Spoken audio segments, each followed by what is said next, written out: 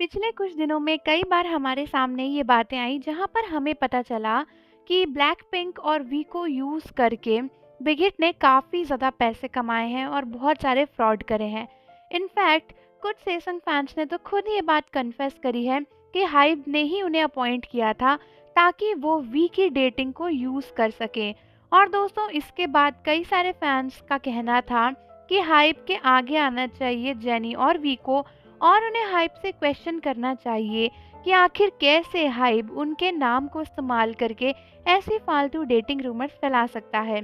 देखा जाए तो वो दोनों हाइब के ऊपर मानहानि का केस भी कर सकते हैं और फैंस को लगा था कि जेनी और वी ऐसा ही करेंगे। लेकिन दोस्तों, शॉकिंग बात तो ये है कि इन बातों के सामने आ जाने के इतने दिन हो जाने के बावजूद भी टेनी का इसके ऊपर कोई रिप्लाई नहीं आया है और आर्मीज जानना चाहती हैं कि आखिर टेनी का इसके ऊपर क्या एक्शन है। तो दोस्तों, टेनी यानी हमारे तेयोंग और जेनी, जिनको काफ़ी ज़्यादा शिप किया जाता है के पॉप में, वो अपनी डेटिंग रूमर्स के लिए बहुत ज़्यादा जाने माने हैं और सभी लोग मानते हैं कि जेनी और वी के बीच में कुछ है, क्योंकि अक्सर उनके बारे में प्रूफ या फिर वीडियोस या फोटोज आती ही रहती हैं।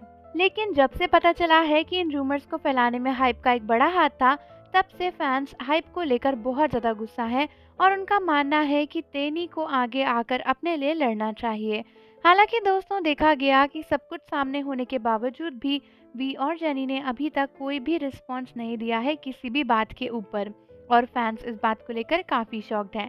फैंस के मन में सबसे बड़ा सवाल यही है कि आखिर क्यों वी और जेनी ने सामने आकर हाइप के ऊपर कुछ नहीं कहा।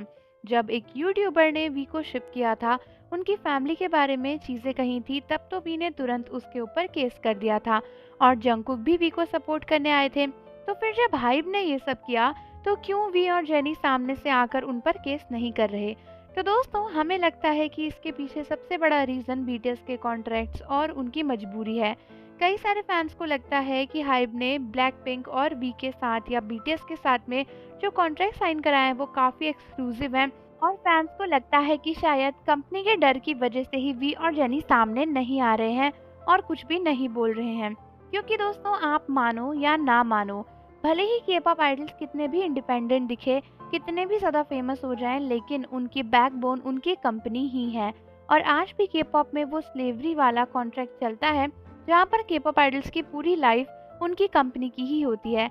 इनफैक्ट कुछ लोगों का तो ये तक मानना है कि शायद वी और जेनी को ऑलरेडी पता था कि उनका नाम यूज़ करके ये सब रूमर्स फैलाई जा रही हैं और तभी इतने टाइम से दोनों सामने आकर कुछ भी नहीं बोले हैं। तो आर्मीज, आप मुझे बताओ कि क्या आपको भी लगता है कि बिग हिट और हाइप टेनी को इस रिलेशनशिप के लिए फोर्स कर रहे हैं? और जाने से पहले चैनल को ज़रूर सब्सक्राइब कर लो, बेल आइकन प्रेस कर दो। मिलते हैं आपसे अगली वीडियो के साथ।